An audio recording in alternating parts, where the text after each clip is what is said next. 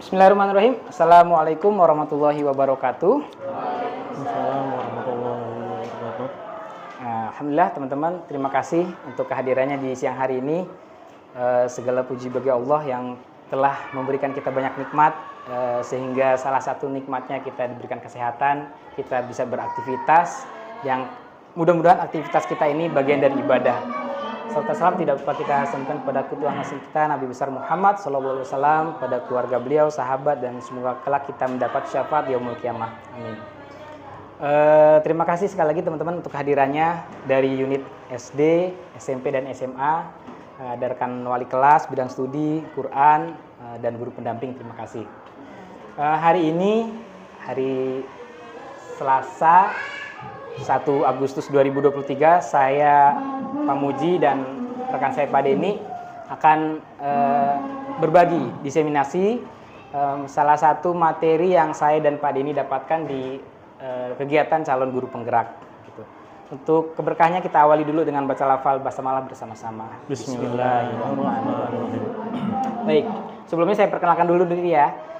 Saya Pak Muji, saya salah satu calon guru penggerak angkatan 8 di Kota Depok, dari unit kerja SDT Rohama. Kemudian ada Pak Denny, juga calon guru penggerak angkatan 8 juga dari unit juga SDT Rohama. Dan mudah-mudahan di angkatan berikutnya ada nih dari rekan-rekan yang mungkin ingin mendapatkan banyak ilmu di kegiatan calon guru penggerak. Oke, kegiatan kita hari ini akan membicarakan satu hal yang secara praktek bisa jadi sudah dilakukan. Secara praktek, artinya sudah dilakukan di awal tahun gitu. Nah, hari ini kita akan dapatkan teori-teorinya, dan akan ada teori yang mungkin bertolak belakang dengan keilmuan kita yang sudah pernah kita dapat begitu. Pak Denny, boleh diawali Pak Denny, silakan. Baik, terima kasih Bapak Ibu. Pak Muji, terima kasih atas kesempatannya. Bapak Ibu, di sini kita sama-sama saling belajar. Saya sama Pak Muji bukan bermaksud untuk menggurui atau kita sebagai yang paling pintar atau bagaimana. Kita akan saling bertukar pikiran, kita saling bertukar pendapat, kita saling bertukar ilmu. Bisa jadi pengalaman yang Bapak Ibu dapatkan itu lebih banyak dibanding kita ya. Insya Allah apa yang kita sampaikan ini sesuai dengan kebutuhan kita sebagai seorang guru, dan insya Allah mudah-mudahan bisa bermanfaat bagi kita utamanya dalam mengajar ya, itu aja. Langsung saja. Oke, untuk materi kita yang pertama adalah tentang budaya positif. Nah, tema kita tentang budaya positif.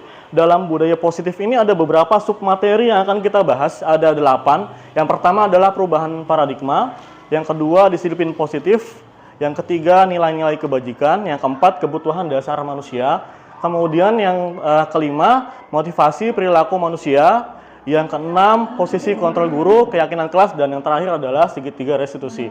Nah, dari beberapa materi ini akan kita coba diskusi, kemudian nanti akan ada juga beberapa pertanyaan pemantik yang Bapak Ibu bisa isi melalui Padlet, kemudian bisa juga diisi melalui post-it ya Pak ya. Oke, langsung saja. Untuk yang pertama tentang budaya positif yang di awal tadi kita sudah baca, Bapak Ibu bisa lihat di sini ada pertanyaan pemantik, mungkin Bapak Ibu bisa coba menjawab dari pertanyaan ini. Yang pertama adalah apa yang Bapak Ibu guru ketahui tentang budaya. Nah, di sini kan kita lebih banyak sharing ya Pak Muji ya. Kita saling bertukar pendapat. Apa yang Bapak Ibu ketahui tentang budaya? Budaya adalah nggak usah tegang, kita saling ini aja. Mungkin kalau agak sungkan untuk menyampaikan, boleh kita kasih tulis post-it dulu aja deh. Atau masih belum ini Pak, karena di jam-jam rawan sebetulnya ini. Jam-jam di mana kita habis ngajar, ngantuk, tapi insya Allah kalau niat kita belajar pasti gampang, insya Allah. Iya, untuk mengawali yang pertama adalah tentang pertanyaan pemantik ini. Sebelum kita lanjut, kami ingin tahu sejauh mana pemahaman Bapak dan Ibu terkait tentang budaya, sebelum nanti kita jauh ke sana.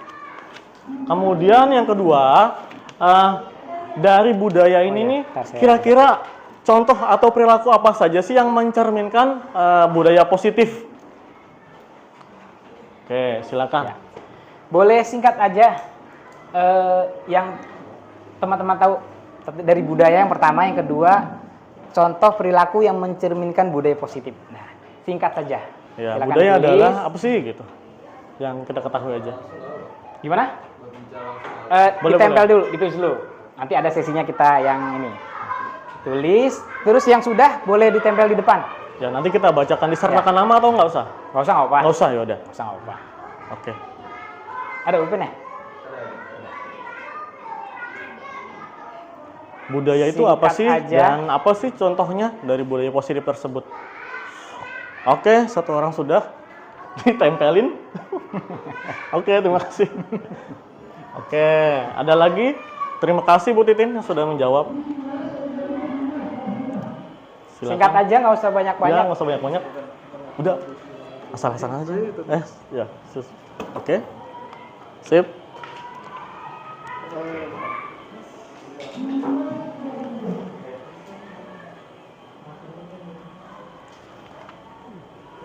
Udah, Bu?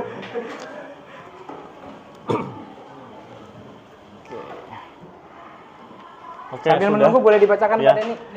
Saya coba bacakan dari jawaban Bapak dan Ibu yang sudah dikumpulkan.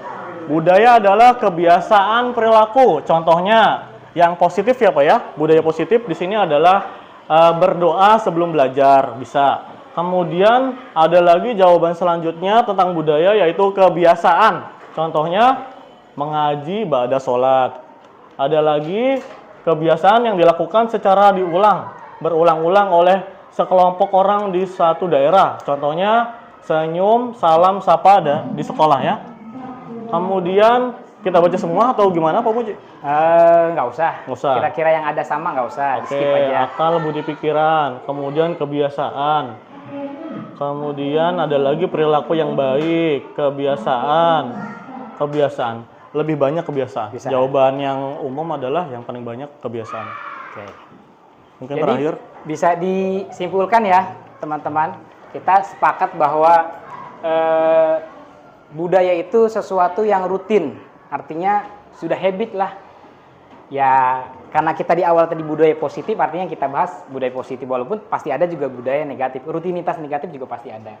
Kemudian contohnya juga tadi sudah disebutkan oleh teman-teman, yaitu sudah sangat termasuk dengan contoh dari budaya positif di sekolah. Kita lanjut pada ini.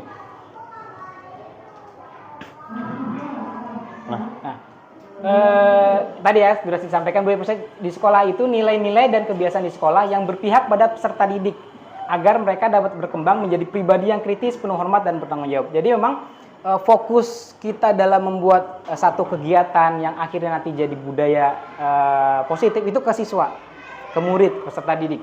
Kita mau merencanakan kegiatan kelas, harapannya ada budaya positif yang muncul. Ya fokusnya ke anaknya dulu gitu. Ini kita mau munculkan budaya apa nih di anak gitu. Kemudian yang juga penting adalah perlu ada perubahan paradigma kita terhadap pembelajaran. Jadi pembelajaran itu menurut paradigma yang baru adalah dirancang berdasarkan prinsip pembelajaran berdiferensiasi. Ini kayaknya udah nggak aneh lagi ya, udah nggak asing lagi ya istilah diferensiasi. Sehingga murid belajar sesuai kebutuhannya berdasarkan tahap perkembangan sesuai teori psikologi yang itu mewujudkan profil pelajar Pancasila. Jadi sudah menjadi hal yang lumrah di belakangan ini kalau pembelajaran di kelas itu sebisa mungkin dibuat berdiferensiasi. Yang tujuannya ini tercapai nih, profil pelajar Pancasila yang ada 6 itu tercapai. Ya paling tidak, kalaupun belum ke semuanya, berangsurlah. Mulai dari yang beriman kepada Tuhan, berhalak mulia, dan sampai ke berkebinekaan global. Lanjut Pak Denny. Kita coba buat simulasi. Gimana Pak Denny? Silakan. Oke, baik Bapak Ibu, kita akan berpasangan 2 orang. Kemudian ada yang jadi A, kemudian ada yang jadi B. Kita berpasangan dulu, silakan cari temannya berpasangan. Instruksinya seperti ini. Berdua. Akhwat, ikhwan. Jangan sama Iwan. Sebelahan aja nggak apa-apa. Sebelahan aja. Oke. Nah, begini ya. Nah, instruksinya nanti akan saya bacakan ya Bapak Ibu ya. Boleh berdua.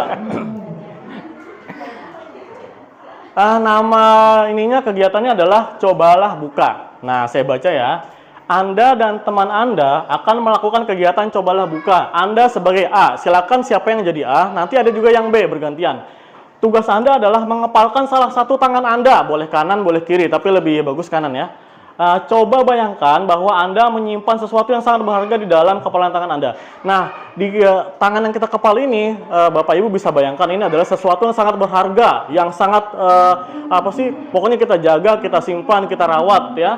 Kemudian Anda perlu menjaga benda tersebut sekuat tenaga Anda karena begitu pentingnya untuk kehidupan Anda. Kemudian temannya yang B dengan segala usahanya mencoba untuk membuka kepalan tangan yang temannya kita yang A dengan membujuk, menghardik, mengintimidasi, memarahi, menggoda, menggelitik, bahkan menggelitik bukannya dikelitik gitu ya, maksudnya ditawarin lah, dikasih bahkan rayuan-rayuan lah gitu ya, bahkan menawari uang gitu. Agar bersedia membuka kepalan. Iya. Oke, boleh. Nanti kita akan cukup jelas belum instruksinya? Jelas ya. Pokoknya cukup ya? nanti kita akan tanyakan kira-kira apa sih yang sangat berharga itu misalnya ya Pak Muji ya. Kita coba simulasi dulu. Boleh, silakan. Boleh berdua. Berdua. Adakah yang bisa berhasil sampai bisa membuka? Gitu. Iya. Udah paham guys? Jelas semua? Kebayang nggak? Ya, tentukan A dan B-nya. Mana yang membuka kepalanya terlebih dahulu? Nanti bergantian. Oke, boleh coba dulu. Silakan. Ya. Ayo boleh. Yang A siapa yang A? Yang B membuka terlebih dahulu.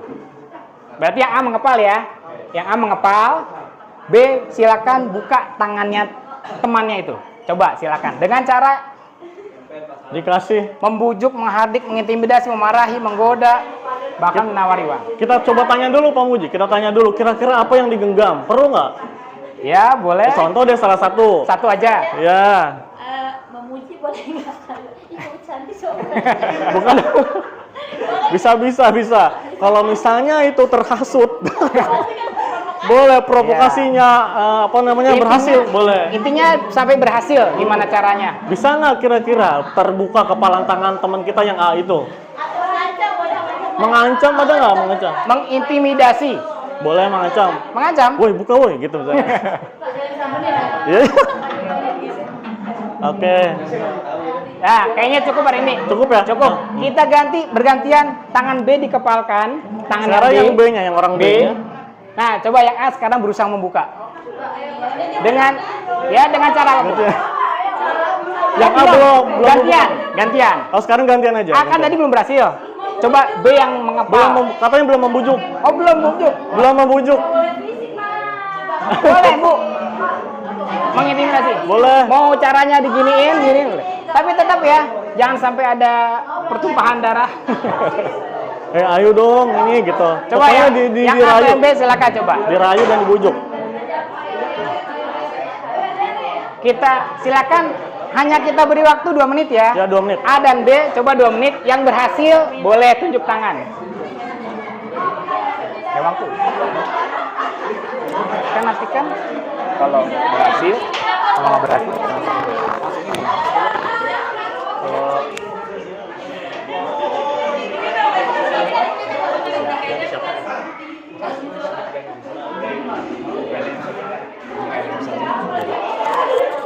Oke, 1 menit lagi Bapak Ibu. Nanti akan ada pertanyaannya yang dijawab sama Bapak Cukup Ibu. ya? Cukup? Oke.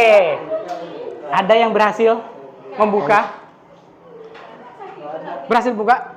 Berhasil? Itu karena makan. Dibujuk dengan makanan. Dibujuk. Berhasil? Ya, Pak Andika ya. Ya, lanjut Pak Denny, kita lanjut. Tapi perbandingannya jauh ya. Hanya 1. Oke. Apakah yang A atau B membuka kepalan tangan? Jawabannya gimana tadi? Berarti tidak. Apa alasannya nggak membuka? Oke, Boleh salah. bergantian? Ayo kenapa? Boleh yang mau kasih Ya, argumen kasih kenapa nggak mau pendapat, boleh. buka? Siapa? Kenapa nggak mau buka gitu? Karena berharga. Karena berharga. Oke. Yang nomor 2. Oke, kita lanjut. Apakah A dan B menutup? Ya menutup. Mengapa tetap menutup? nyambunglah berharga. Nah, yang ketiga nih. Dalam kegiatan ini sesungguhnya siapa yang pegang kendali atau kontrol untuk membuka dan menutup? Diri kita sendiri. Yang punya kita. Boleh diando dulu Pak yang sebelumnya. Oke. Di sini sudah dengan intimidasi, sudah dengan membujuk, menghardik, intimidasi, memarahi, menggoda, menggelitik, bahkan menawari uang dan menawari risol tadi ya. Risol berhasil. Makanan. Tapi sulit karena yang punya kendali adalah diri kita sendiri. Gitu. Kita lanjut pada ini. Ini ada teorinya. Teori dalam yang disampaikan Dr. William Glasser itu, psikiater dan pendidik William Glasser dalam kontrol teori yang kemudian berkembang yang dinamakan Seuss Theory meluruskan beberapa miskonsepsi tentang makna teori kontrol. Ilusi guru mengontrol murid, bahwa kita tuh punya keyakinan kita bisa mengendalikan murid. Gitu ya. Yang kedua, ilusi bahwa semua penguatan positif efektif dan bermanfaat. Penguatan positif itu ya entah pujian dengan verbal ataupun dengan visual. Yang ketiga, ilusi bahwa kritik dan membuat orang merasa bersalah dapat menguatkan karakter. Kamu ya, tolong jangan diulangi lagi kayak gini. Ataupun mengkritik, ataupun yang kita rasa itu menguatkan karakter. Itu hanya ilusi. Yang terakhir, ilusi bahwa orang dewasa memiliki hak untuk memaksa. Ya, kita guru punya kewenangan besar untuk memaksa murid kita untuk bisa bagaimana. Ternyata itu hanya ilusi. Kemudian ada juga langsung aja. Perbandingannya teori antara respon dan stimulus respon dan teori kontrol. Cuma salah satunya saja ya, misalkan yang orang lain. Ini yang negatif ya Pak? Ya, ini yang negatif. Misalkan tadi ya, orang lain bisa mengontrol saya. Ternyata enggak ya tadi ya. Contoh kita membuka telapak tangan, kita nggak bisa dengan ancaman, dengan bujukan nggak bisa. Teori kontrol itu hanya Anda yang bisa mengontrol diri Anda. Gitu. Saya bisa mengontrol orang lain, ternyata tidak. Kemudian kita sendiri yang memegang kontrol atas apa kepalan tangan kita. Apakah kita membuka atau menutup kepalan tangan kita, itu bergantung pada diri kita masing-masing. Sesuai dengan kebutuhan dasar kita saat ini. Tuh. Boleh lanjut pada ini? Ini dulu. Oke. Lanjutnya ini akan berkaitan. Kan untuk menciptakan budaya positif, untuk menciptakan karakter yang baik, biasanya ada kata-kata ini yang sering bermunculan. Disiplin positif. Satu orang boleh bantu baca Pak? Boleh. Siapa yang mau baca? Pak Muji tunjuk aja. Dibaca. Pak Deni. Pak Dika. Boleh dibaca. Ketika mendengar kata disiplin, apa yang terbayang di benak Anda?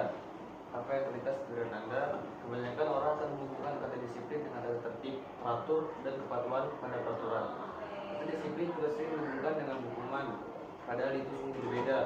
Karena belajar tentang disiplin positif tidak harus dengan memberi hukuman. Justru itu adalah salah satu alternatif terakhir, dan kalau perlu tidak digunakan sama sekali. Oke. Sebagai pendidik, Bu Titin boleh lanjut yang ini Bu. Nggak kebaca ya? Sebagai pendidik, tujuan kita adalah menciptakan anak-anak yang memiliki disiplin diri sehingga mereka bisa berperilaku dengan mengacu pada nilai-nilai kebajikan Universal dan memiliki motivasi intrinsik bukan ekstrinsik. Oke. Langsung aja. Langsung saja. Tidak perlu dibahas karena sudah pahamlah dari makna tadi. Nah, tadi disebutkan ada nilai duduk aja. Boleh. Tadi disebutkan ada nilai-nilai kebajikan universal. Apa sih nilai kebajikan? Nah, ini sebenarnya sudah pernah kita tahu dan sudah pernah kita jalani. Nah, seperti ini ada mandiri, menghargai, rasa hormat, kemudian ada empati, suara hati. Itu sih nilai-nilai kebajikan. Kalau yang kita pernah punya kan apa waktu itu? I respect I ya. respect. Nah, kita pernah juga. Itu juga termasuk bagian dari nilai-nilai kebajikan. Oke, langsung aja Pak Muji. Kebutuhan dasar manusia. Tadi kan sempat kita ulas di awal ya. Jadi kita membuka atau menutup itu erat hubungannya dengan kebutuhan dasar kita. Nah, itu ada kurang lebih ada 5 kebutuhan dasar seorang manusia itu. Dilanjut Pak Denny. Artinya ini semua pasti akan berusaha untuk memenuhi itu. Yang pertama bertahan hidup. Pastilah ya, kita berusaha untuk bisa mendapatkan tadi makanan, pakaian, tempat tinggal, kesehatan. Ini yang sangat mendasar. Kemudian kasih sayang dan rasa diterima. Semua orang butuh untuk rasa diterima, dipedulikan, berbagi, kerjasama, menjadi bagian dari kelompok. Ada juga penguasaan. Dia keinginan dasarnya itu juga memiliki untuk rasa dihargai, keinginan untuk dianggap, keinginan untuk memimpin, berprestasi, diakui dan didengar. Kemudian juga ada kebutuhan untuk bebas, mandiri, memiliki pilihan, mencoba hal yang baru, mampu mengendalikan arah dirinya, dan kebebasan dan kebutuhan dasar, kesenangan, bermain, humor, antusias dan tertawa. Ini ada hubungannya tadi dengan kepalan tangan. Ketika kita berusaha mengepalkan, karena ada kebutuhan dasar kita yang kita pegang di saat itu. Misalkan kita butuh di situ misalkan ini kebebasan. Ya kita butuh kebebasan untuk bisa mengendalikan arah kita nih, mau dilepas atau enggak. Atau memang di situ ada sesuatu yang berhubungan dengan bertahan hidup. Misalkan ada makanan yang enak yang kita pegang, nggak boleh orang dapet gitu. Lanjut dari ini. Oke, saya lanjutkan di poin kelima atau submateri yang kelima. Kita akan membahas tentang teori motivasi, hukuman, penghargaan, sama restitusi. Nah, hukuman sama penghargaan itu sebetulnya boleh atau enggak sih? Di sini ada 3 motivasi perilaku manusia. Yang pertama adalah untuk menghindari ketidaknyamanan atau hukuman. Kemudian untuk mendapatkan imbalan. Kemudian ada lagi untuk menjadi orang yang mereka inginkan dan menghargai diri sendiri. Maksudnya apa? Maksudnya di sini bisa kita lihat contohnya langsung. Nah, Bapak Ibu, dari yang tadi saya sebutkan, motivasi 3 motivasi itu, silakan Bapak Ibu boleh jawab dari pertanyaan ini. Kira-kira sesuai dengan motivasi apa jawaban yang tadi saya sampaikan, Pak, yang tadi 3 motivasi? Ada orang yang melakukan sesuatu itu karena untuk menghindari ketidaknyamanan. Contohnya misalnya ada suatu peraturan kita tidak boleh telat masuk. Contoh kita sebagai guru tuh harus tepat waktu ya ketika masuk kerja. Kemudian kenapa apa alasan kita untuk bisa mengikuti atau melaksanakan tata tertib tersebut? Bisa juga kita menghindari hukuman apa, dapat SP kalau misalnya kita terus telat. Kemudian ada lagi motivasi untuk mendapatkan imbalan, misalnya saya tidak datang terlambat karena mendapatkan ketika di raker suka dapatkan tuh ya reward tuh yang amplop-amplop, itu motivasi kedua. Yang ketiga adalah untuk menjadi orang yang mereka inginkan. Nah, ini biasanya yang positif ya Pak Muji ya. Oke, coba dilanjut Pak. Langsung ke pertanyaan ini. Nah, menurut Bapak Ibu, dari pertanyaan ini jawaban yang sesuai dari 3 motivasi tadi itu apa sih? Yang atas, yang pertama, kedua atau ketiga? Silakan dibaca Pak Muji sama teman kita yang mau baca. Oh boleh. Pada diem aja semuanya tegang. Bu Rafa. Iya. Boleh Bu? Oh Bu Rafa, silakan Bu. Sebagai seorang pendidik, saat Anda hadir di suatu pelatihan motivasi, apakah yang mendasari tindakan Anda? Apakah Anda hadir karena tidak ingin ditegur oleh pihak panitia atau pengawas Anda dan mendapatkan surat teguran, menghindari ketidaknyamanan dan hukuman, atau Anda ingin dilihat dan dipuji oleh lingkungan Anda, atau mendapat penghargaan sebagai kepala sekolah berprestasi, mendapatkan imbalan atau penghargaan dari orang lain, atau Anda ingin menjadi pembelajar sepanjang hayat, menjadi orang yang berusaha dan bertanggung jawab, serta menghargai diri Anda sendiri sebagai teladan bagi murid-murid Anda, guru-guru Anda, serta lingkungan Anda, karena Anda percaya tindakan Anda sebagai pemimpin pembelajaran akan jadi panutan oleh lingkungan Anda, menghargai nilai-nilai kebajikan diri sendiri. Bawahnya juga ya, boleh sekalian Bu. Nah, nanti langsung dijawab. Manakah motivasi yang paling kuat mendasari tindakan Anda, atau adakah suatu proses perubahan motivasi antara 2 motivasi? Oke, silakan yang Ikhwan. Boleh, ada yang mau jawab nggak? Yang pertama, kedua, atau yang ketiga? 3 lah ya. Ya udah jelas pasti ya. Jelas, pasti ada ya. yang mau beda? Enggak ya? Iya, entar Lanjut Pak bedanya. Jadi memang harusnya ini yang memotivasi kita ya, gitu. Nah, tadi Pak Denny sudah mengawali dengan melakukan sesuatu karena takut hukuman. Jadi ada teori motivasi. Teori motivasi itu karena tadi menghindari hukuman, ingin mendapatkan imbalan dan menjadi diri sendiri yang bertanggung jawab. Perbedaannya nih, hukuman, konsekuensi, dan restitusi. Kalau hukuman itu tidak terencana, tiba-tiba hukuman. Artinya tidak ada informasi di awal. Ya intinya langsung lah. Murid tidak tahu apa yang akan terjadi jika dilibatkan atau tidak dilibatkan ya. Dia nggak dilibatin untuk menentukan satu kesepakatan Kemudian bersifat satu arah dan biasanya hukumannya fisik ataupun psikis. Kemudian kalau yang konsekuensi beda ya ternyata ya hukuman sama konsekuensi ya kalau di sini. Konsekuensi itu terencana, disepakati sesuai peraturan. Kita menyepakati dengan murid misalkan kalau melakukan ini begini, kalau nggak melakukan ya begini, itu disepakati. Murid tetap dibuat tidak nyaman. Coba, kayaknya menarik nih. Sebenarnya konsekuensi itu murid nyaman nggak? Ada yang mau kasih? Langsung dikasih contoh aja Pak. Boleh Bapak kasih Ibu yang pendapat, pernah, boleh begitu? yang pernah di kelas. Tadi begitu, kayaknya Kan di sini ada kan ucapan keluar. Mulai dari yang paling negatif adalah hukuman, yang sedang itu adalah konsekuensi, dan yang positif adalah restitusi. Nanti kita akan coba praktik yang restitusi, kita akan berkelompok. Contohnya Pak langsung yang hukuman tadi, apa perbedaan? Contohnya. Kan konsekuensi ya kita sampai saat ini kita masih belajar dan ada materi yang saya dan Pak Din dapatkan ini berbeda dengan yang kita jalankan selama ini ternyata. Konsekuensi di sini maknanya negatif.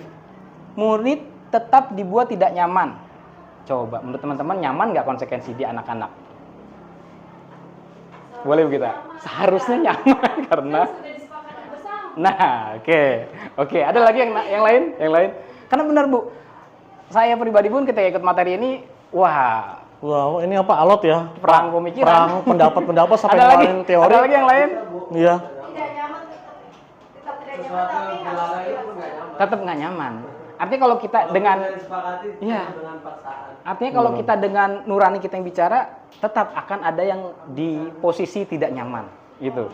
Tetap ada di posisi Karena tidak tahu nyaman. ya setelah dia melanggar atau apa, apa yang akan dia dapatkan, gitu. Jadi dia lebih banyak Nah, yang tinggal sekarang kita hati-hati. bicara bagaimana solusinya, gitu ya. Betul. Kita lanjut dulu ya. Sikap guru selalu memonitor murid, iyalah. Ketika nggak ada guru bisa jadi akan beda sikap murid dengan ada guru. Bahkan ada guru pun beda. Dengan guru A dia begini, kok guru B bisa begini, gitu ya. Yang terakhir restitusi. Ada yang pernah dengar istilah ini? Restitusi, segitiga restitusi, ada yang pernah dengar? Saya pun baru dengar kemarin ini. Proses menciptakan kondisi bagi murid untuk memperbaiki kesalahan. Proses kolaboratif yang mengajarkan murid untuk mencari solusi sendiri. Secara prakteknya, saya yakin teman-teman sudah jalankan. Ketika ada masalah di murid, mempraktekkan bagaimana restitusi sudah mungkin. Cuman ini teorinya sajalah gitu. Kita lanjut dulu. Silakan Pak Denny. Ini yang mana? Ini pakai Posisi kontrol bukan? Apa ya? Padlet kalau nggak salah. Padlet berhubungan dengan? Coba dilihat. Ini HP-nya di sana. Oh ya. Ada, kita coba studi kasus ya. Bila mana kita seorang guru menerapkan disiplin, apakah yang akan Anda lakukan untuk kasus Hana dan kasus Anto? Kasus Hana. Tisa dan Hana dipanggil masuk ke ruangan Ibu Dewi. Kepala Sekolah SMA Makmur, Ibu Dewi, baru saja mendapatkan pengaduan dari Ibunda Tisa bahwa Hana menggunakan kata-kata kasar dan merendahkan Tisa di sosial media. Nah, kalau ada kasus kayak gini, gimana cara penyelesaiannya? Solusi yang Bapak Solusinya. Ibu akan lakukan kira-kira apa? Sebagai seorang guru. Oke, jawabnya pakai Padlet saya kirim. Yang SMP-nya bentar Pak, itu saya takutnya salah Padletnya. Bentar. refleksi. Oh, pertanyaan pemantik yang ini bukan? Coba klik aja deh, aneh lupa. Wah, ini tadi yang pertama, nggak usah pakai post-it, harusnya di sini. Udah. Oh, bukan, nggak ada. Berarti ini aja langsung tulisan aja. Langsung lisan. Langsung lisan aja Bapak Ibu. Yang guru kelas SMP, ada nggak di sini guru kelas SMP? Kelas 7, kelas 8? Iya Pak. Boleh? Guru kelas dulu aja kan karena Boleh. langsung menangani banyak orang, banyak Boleh, siswa. Boleh. Dengan pengalamannya. Dari kasus yang ada di sini, kira-kira solusi apa yang bisa Bapak lakukan gitu? Nggak usah, langsung aja. Langsung disampaikan aja. Beda materi. Yang pertama saya manggil kedua-duanya, tapi di ruangan terpisah. Jadi pertama Hana dulu saya panggil kenapa bisa terjadi hal itu. Terus kedua bisa apakah ada permasalahan dengan si Hana. Nah dari sini kita akan apa ya kayak melihat kira-kira permasalahannya tuh dimulai dari titik mana. Nah setelah itu baru kita memanggil kedua-duanya untuk menyelesaikan masalah itu. Apakah klarifikasi keduanya gitu. Jadi apakah si si Hana memang nggak suka sama si Tisa atau si Tisanya memang pernah berbuat salah dengan Hana. Nah dari situ adalah bisa. Ya intinya dipertemukan lah ya, dipertemukan komunikasi ya. Ada yang sependapat atau nggak sependapat? Yang dari teman-teman guru akhwat, silakan. Sama. Kita tunjuk aja. Kalau sama, kita coba kasus kedua. Oke, langsung kasus kedua deh, kasusnya Anto. Yang ini bergantian ya akhwat berarti deh. Ya. Boleh dibaca dong, Ustaz. Dibacakan, Ada yang boleh mau baca dibantu. atau mau disimak masing-masing, baca masing-masing. Ada yang mau coba bantu baca? Mau dipilih? Oke. Bila Anda adalah seorang guru, penerapan disiplin apakah yang akan Anda lakukan untuk kasus Hana dan kasus Anto? Mengapa? Anto jarang sekali hadir di pembelajaran jarak jauh, dan pada saat hadir pun Anto seringkali menggunakan kata-kata kasar di kolom chat, mengejek teman-temannya. Hal ini sudah sangat mengganggu, dan beberapa orang tua murid yang mengikuti pembelajaran daring mengeluhkan tentang perilaku Anto di pembelajaran jarak jauh.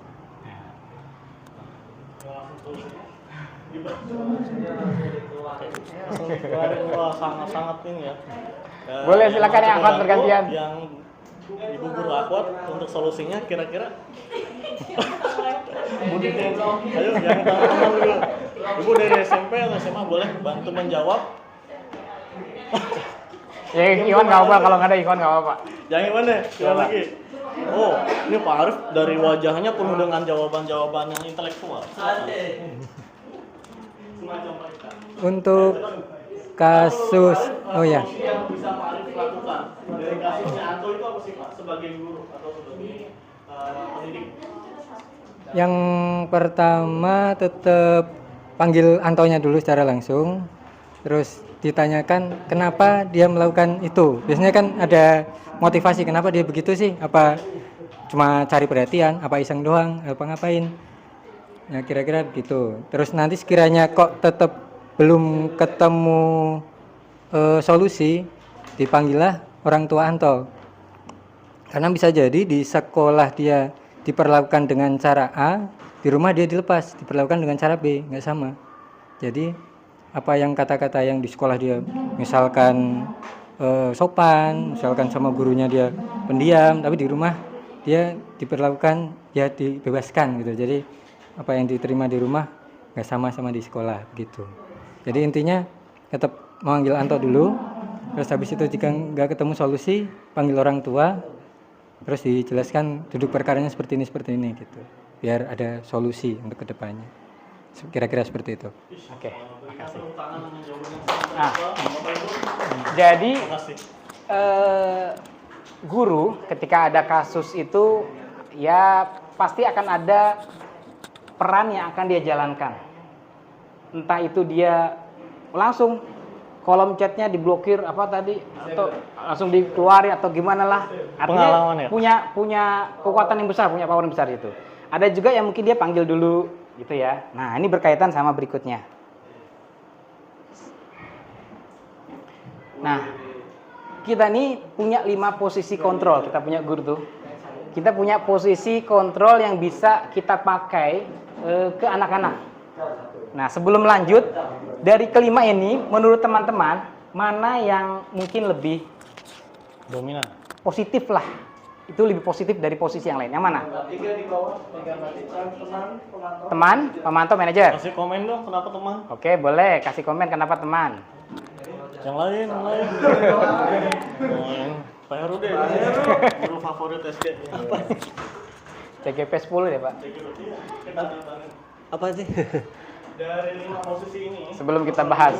yang sekiranya tuh pas banget dengan kita tuh apa sih? Ya kalau kebanyakan pasti 3, 4, 5 yang bawah itu teman, pemantau, dan manajer.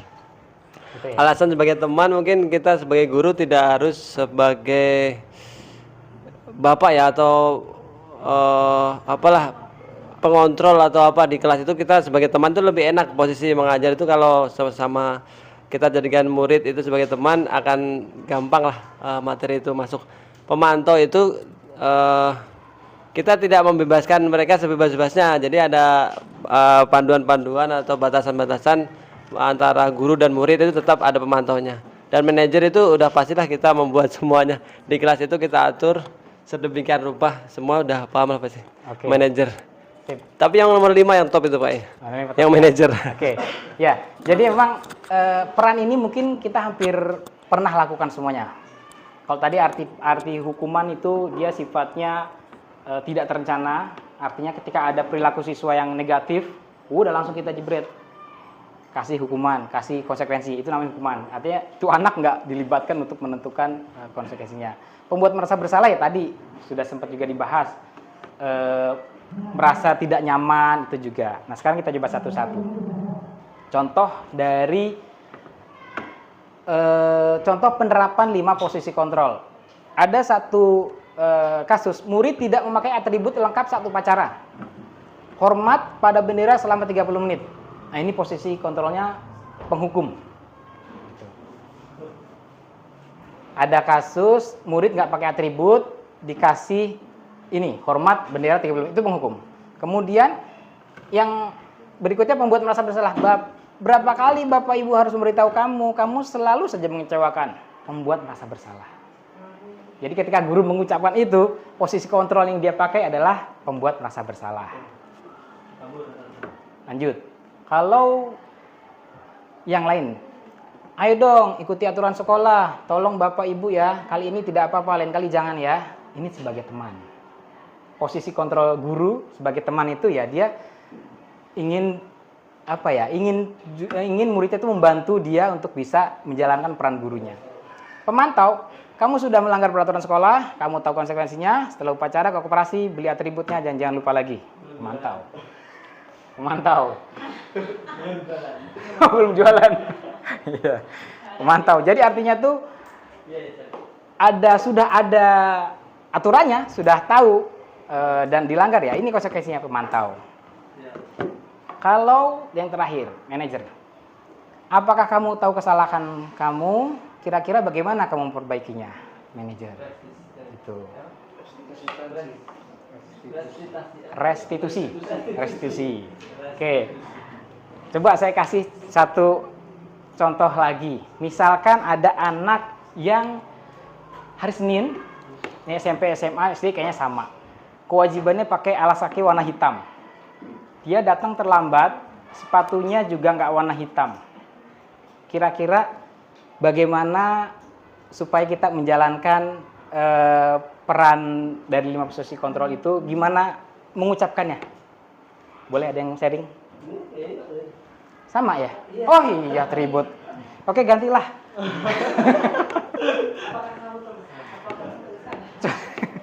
Contoh kasusnya jangan ini, sebentar. Oh. Dikasih tugas kerjaan rumah, PR ya, PR, dia nggak ngumpulkan. Nah, gimana cara dialognya kalau kita menggunakan posisi kontrol sebagai manajer? Ada yang mau sharing? Ada tugas, kita pasti sering ngasih tugas lah, guru kelas gitu maupun guru yang lain. Dia nggak ngumpulin gitu. Kira-kira gimana dialog kita kalau posisi kita sebagai manajer? Boleh sharing? Yang dari Ahwat kali ya. Ahwat, kalau demo boleh? Ngantuk.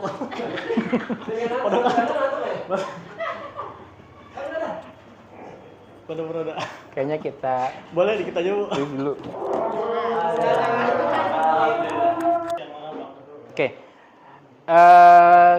Tadi contohnya sudah kita dapatkan, murid nggak pakai atribut, kemudian posisi kontrolnya kalau sebagai penghukum, sebagai pemantau, sebagai manajer itu kayak gimana dialognya. Nah sekarang coba teman-teman dikasih coba dikasih jawabannya. Kalau ada dialog seperti ini, posisi kontrol apakah aku? Saya kecewa sekali dengan kamu. Dari 5 tadi yang posisi kontrol, Yang 5 tadi ada penghukum sampai merasa yang terakhir bersalah. manajer, itu yang mana yang paling pas? Ya. Saya kecewa sekali dengan kamu. Merasa bersalah. Membuat anak merasa bersalah. Kamu tidak pernah benar melakukannya. Sama. Oke. Jadi bisa jadi akan ada perbedaan yang tipis nanti. Apa rencanamu untuk menyelesaikan masalah ini? Manajer. Ayolah bantu Bapak Ibu. Teman. Kamu tidak akan mendapatkan nilai jika tidak mengerjakan tugas. Kamu tidak akan mendapatkan nilai jika tidak mengerjakan tugas. Tadi Penghukum dibuka aja Pak, dibukanya. Penghukum merasa bersalah, teman, pemantau, dan manajer. Ada di sini. Apa? Coba contoh kalimatnya pada ini. Ini ada beberapa mazhab nih. Beberapa pandangan.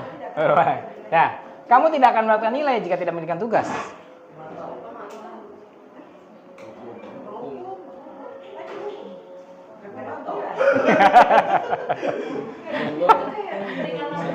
Bisa dua, oke.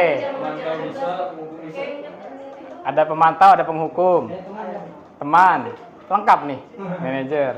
Lebih tepatnya pemantau. Lebih tepatnya pemantau. Ya, karena si anak sudah tahu bahwa kalau nggak ngerjain tugas nggak ada nilai. Pemantau, gitu ya. Mau kasih argumen ada? Nggak? Lanjut boleh. Nah, berikutnya ini yang juga perbedaan istilah dalam dalam pembelajaran berdiferensiasi ataupun ya tentang pendidikan Ki Hajar Dewantara yang buat itu ada pembedaan istilah. Mengapa keyakinan kelas bukan peraturan kelas? Boleh kasih pendapat dulu. Boleh kasih pendapat dulu. Ada yang mau kasih pendapat? Mengapa keyakinan kelas bukan peraturan kelas? Keyakinan kelas itu sama kayak kesepakatan kelas. Ya. Lebih bahasa kitanya tuh yang kenal adalah kesepakatan kelas. Cuman bahasa CGP-nya adalah keyakinan kelas yang kita pelajarin keyakinan kelas. Bukan keyakinan yang Islam, Kristen bukan. Awalnya kan kita bingung ya, kok keyakinan gitu. Ya udah ternyata pas diinin. Silakan yang mau kasih komen, boleh. Keyakinan. Apa? Boleh dibantu untuk kasih komen. Oh iya, ini dia, silakan. Pasti ini sangat brilian. Silakan nanya. Oh iya. Nanya. Oke, kita lanjut ya. Kita lanjut pada ini.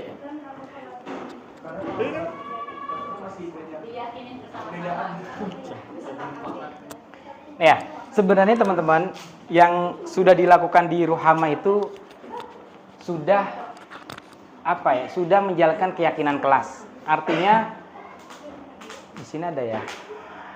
Aduh, di sini belum. Ada. Jadi ya, gini. Kalau keyakinan kelas itu dia sedikit saja mudah diingat. Pernyataan positif dan biasanya bukan berupa kalimat. Misalkan tanggung jawab. Terus kemudian tadi ya intinya tuh satu kata yang nilai-nilai kebajikan yang itu bisa memiliki arti yang banyak, arti yang luas. Contoh misalkan nih, kita mengharapkan anak itu mengerjakan tugas selesai tepat waktu. Kita mengharapkan anak itu hari Senin atribut sekolahnya sesuai. Kita mengharapkan anak itu nah itu kan bisa dikumpulkan dalam satu kata tanggung jawab.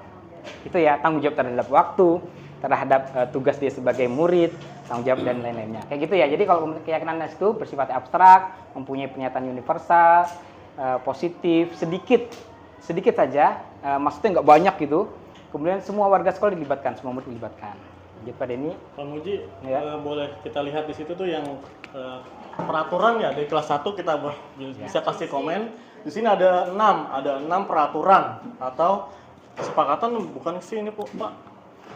Nah, kayaknya peraturan ya. Dari 6 peraturan ini ada nggak sih yang positif dan adakah yang negatif menurut Bapak Ibu dari kalimat yang ditulis di situ?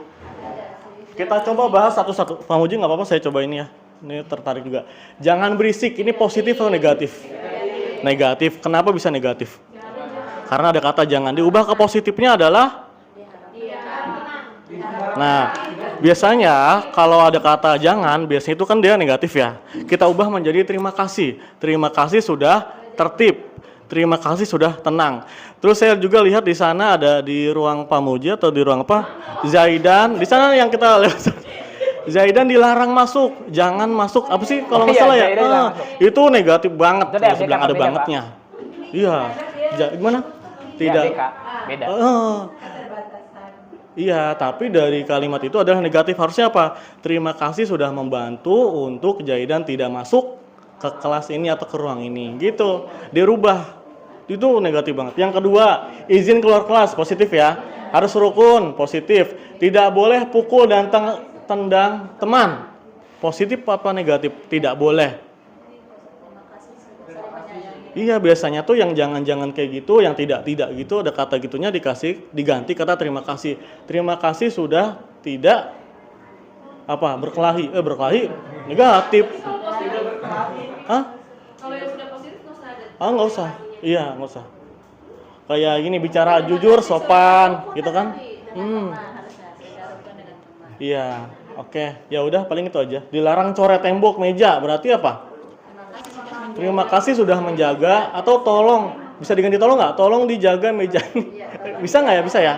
Nggak, ini kita diskusi aja. Maksudnya bisa Bapak Ibu kasih pendapat apa yang nggak sesuai sama Pak Denny sama Pak Muji. Saya punya pemahaman yang lain. Misalnya gitu juga boleh. Cukup Pak? Iya. Dilanjut aja. Jadi memang sebisa mungkin ya apapun lah namanya, kesepakatan kelas, peraturan kelas ataupun kita saat ini keyakinan kelas, kata-katanya itu sebisa mungkin sederhana, kemudian memang sedikit saja dan memang kalimatnya kalimat positif gitu. Sebisa mungkin itu, karena juga akan mungkin ya secara teori kan mempengaruhi juga pikiran si murid begitu. Nah, untuk berikutnya ini juga yang sudah saya yakin, Muji kan, saya yakin teman-teman sudah mempraktekkan tentang segitiga restitusi, suatu proses dialog yang dijalankan oleh guru dengan muridnya agar dapat menghasilkan murid yang mandiri dan bertanggung jawab. Langsung bagi kelompok aja deh Pak, kalau biar waktunya pas. Boleh. Bentar. Saya pemahamannya dulu deh, pengertiannya dulu. Jadi gini. Dijelasin dulu, langkah-langkahnya dulu dijelasin Pak. Ya, segitiga restitusi itu proses di mana kita mencoba untuk menyelesaikan kasus. Kalau tadi contohnya kasus-kasus ya, masalah di kelas. Misalkan ada anak yang berantem, ada anak yang ngerjain tugas. Ini saya yakin semua sudah mempraktekkan. Ini secara teorinya saja yang kita coba mau hubungkan dan strukturnya bagaimana. Yang pertama itu kita memvalidasi tindakan menstabilkan identitas. Jadi misalkan sudah ada anaknya, bentuk dialognya kayak gini. Berbuat salah itu wajar. Contohnya ya. Kemudian tidak ada manusia yang tidak sempurna. Itu juga sama kayak anak. Ibu bapak tidak mau mencari siapa yang salah.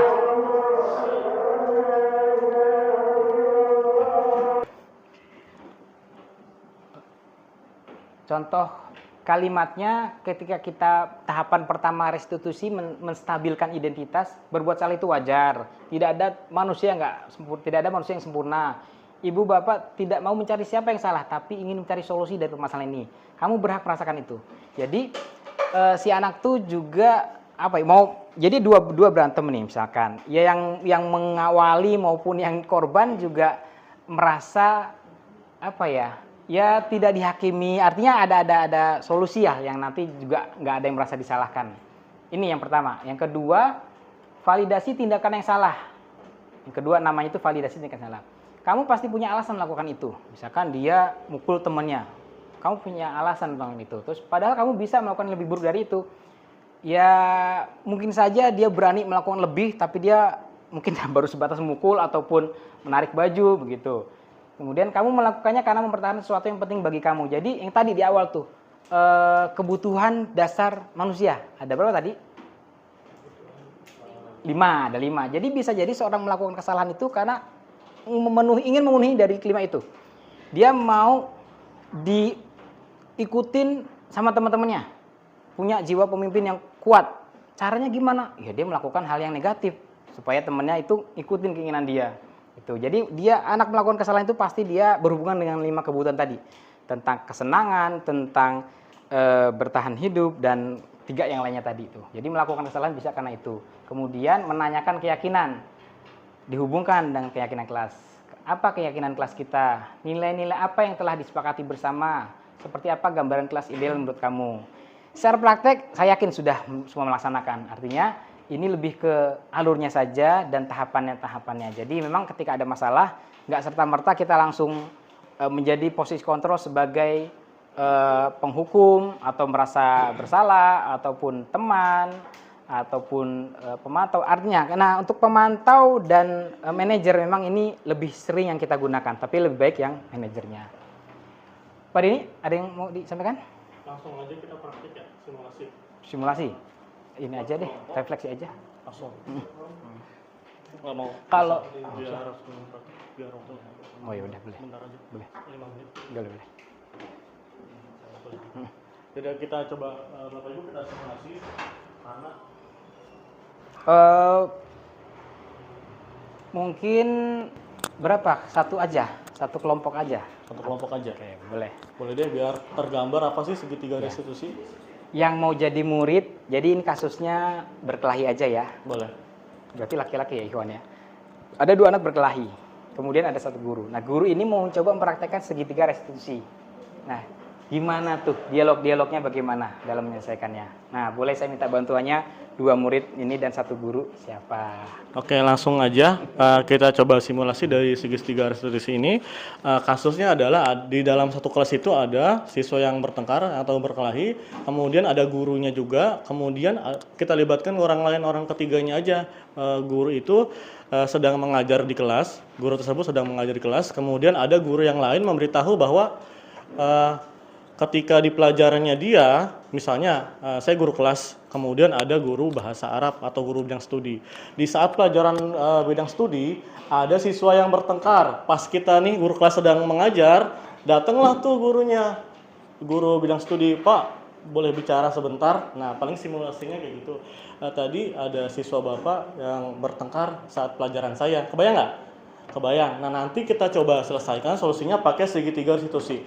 Yang pertama adalah kita menstabilkan identitas. Boleh yang jadi gurunya, boleh siapa aja yang mau berkenan. Ya. Yang jadi Pak gurunya, tunjuk aja deh Pak. Tunjuk ya. Pak Mujeng tunjuk aja. Yang jadi Pak gurunya, misalnya siapa? Yo. Bu guru aja deh, lebih banyak bu guru di sini. Oh, lebih banyak guru. Yang bertengkar ini misalnya. Oh. Ya. Yang jadi Pak guru yang bu guru di sini adalah Mahwati deh, sebagai seorang sangat-sangat kita bisa jadi apa? Iya, yang jadi muridnya siapa? Boleh. Ayo, nanti kita coba simulasi biar tahu gurunya di sini. Nah, gurunya di sini. Muridnya Ahwat aja. Muridnya Ahwat aja. Kita 5 menit aja nggak usah lama-lama. Kemudian ada guru bidang studinya. Oke, yang mau jadi guru lainnya, guru ketiganya boleh. Guru kedua ya, guru keduanya, guru bidang studinya dari SMP deh. Yang coba, yang mau bantu. Cuma ngomong, nanti kita coba bantu untuk dialognya. Ayo.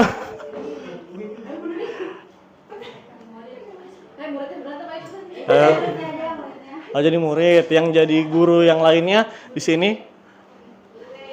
Ayo Bu, nggak apa-apa deh.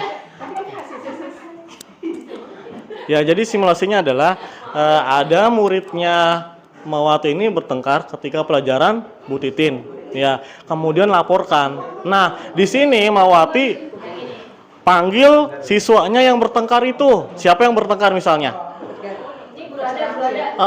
Yang bertengkar adalah Bu Rada sama Bu Nunik. Langsung Mawati panggil. Nanti kita buat seperti ini. Ceritanya mereka berdua dipanggil masuk ke ruang BP atau ruang apa sih? BP ya biasanya. Kemudian nomor 1 adalah apa tadi yang pertama? Menstabilkan identitas. Jadi pas siswanya dipanggil, langsung kita ucapkan ini, stabilkan identitas. Boleh pakai salah satu kata yang ada di sini, kalimat di sini. Boleh misalnya Mawati bilang tidak ada manusia yang sempurna. Nanti dikasih tahu ke siswanya, gitu. Itu namanya menstabilkan identitas. Kemudian kita lanjutkan lagi dengan validasi tindakan yang salah. Kita ngomong lagi ke siswa itu, kamu pasti punya alasan. Nanti mereka akan jawab alasannya kenapa, ya. Siapin alasannya. Nanti kan ditanya sama Mawati ini yang apa langkah kedua ini, ya. Kemudian ada lagi yang terakhir, langkah terakhir adalah apa ini? Menanyakan keyakinan. Boleh di switch aja deh, Bu Titin yang jadi ininya, guru kelasnya. Ya, maksudnya gini, yang terakhir ini ya, boleh misalnya mau pakai yang nomor pertama ya, di tahap ketiga ini. Apa keyakinan kelas kita? Keyakinan kelas kita kan tadi ada disiplin, kemudian mandiri gitu. Bisa kebayang ya, Bu? Bisa. Oke, langsung aja. Siap. Boleh, Dan? Boleh ngeliat, tenang aja. Slide-nya mana tuh?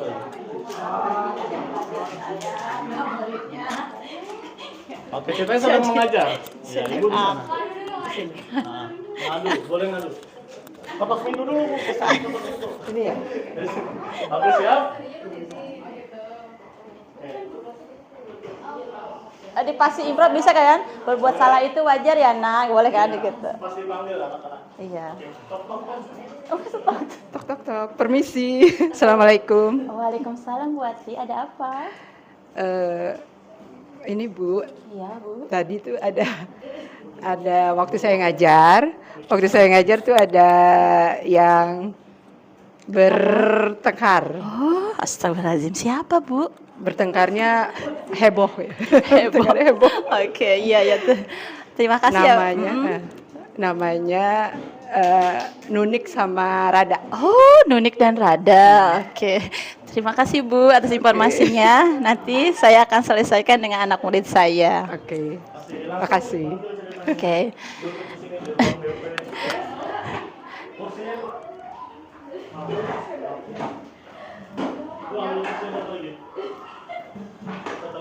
Ayo Nak Nunik dan Nak Rada.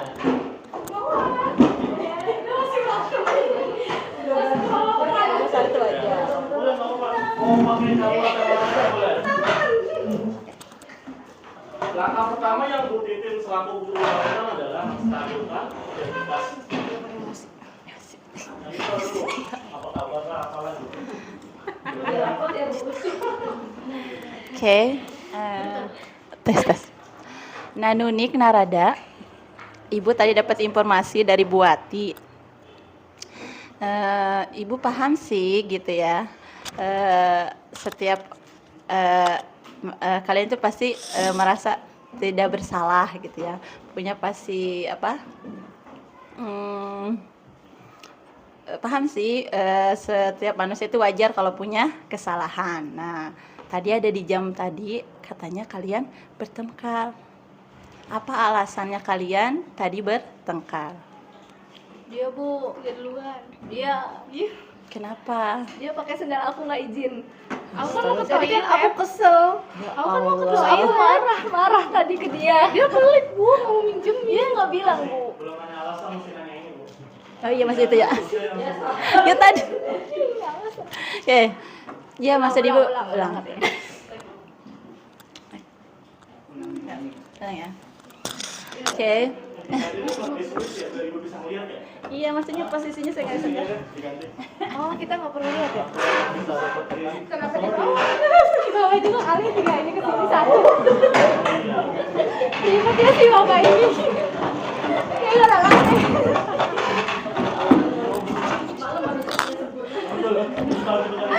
Tidak ada.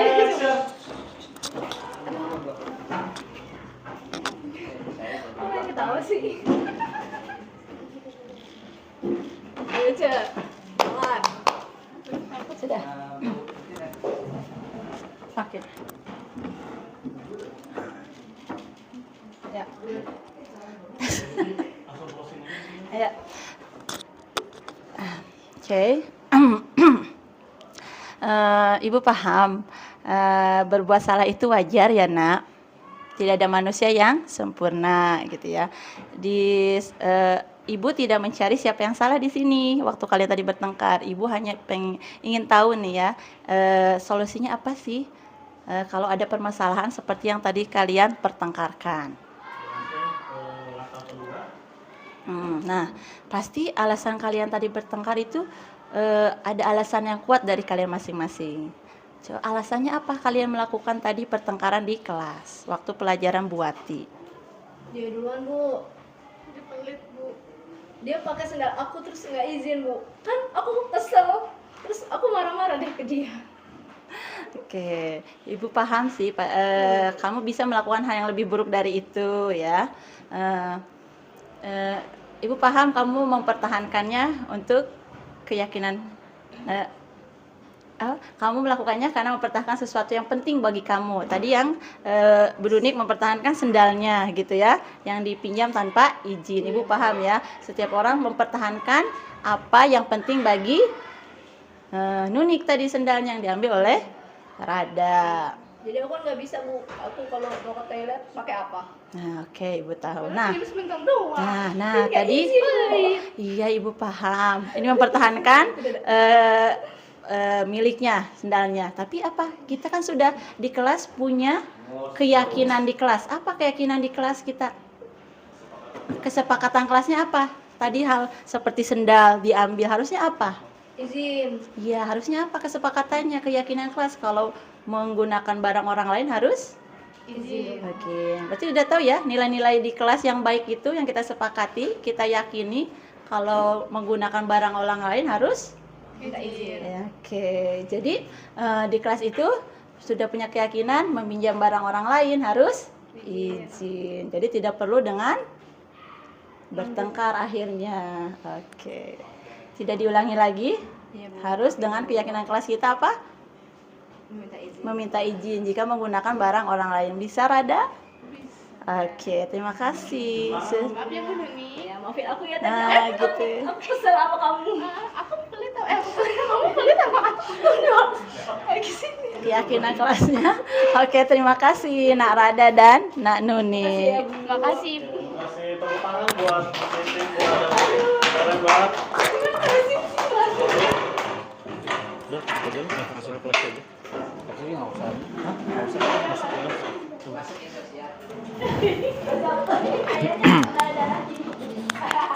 Ya.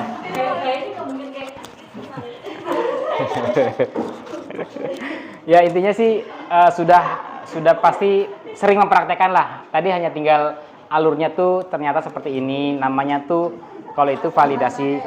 Istilahnya tuh kalau itu tuh kita sedang ini kayak gitulah. Tinggal kita mempraktekkan. Oke, terima kasih banyak teman-teman untuk bantuannya untuk kegiatan hari ini. Ini bagian dari diseminasi saya di CGP Angkatan 8. Sekali lagi mengucapkan terima kasih. Mudah-mudahan kalaupun ada ilmu yang didapat, ya bisa kita sama-sama praktekkan. Dan pada ini juga sama-sama kita hanya berbagi, bukan posisi sebagai pembicara ataupun instruktur. Pada ini yang disampaikan. Sekali lagi terima kasih dan kami berdua mohon maaf apabila ada kesalahan baik dalam perkataan maupun perbuatan. Insya Allah semata-mata apa yang kita lakukan ini adalah untuk belajar. Itu aja yang dapat kami sampaikan. Terima kasih sekali lagi. Semoga bermanfaat buat kita semua. Assalamualaikum warahmatullahi wabarakatuh. Terima kasih. Tepuk tangan buat kita semua. Oke.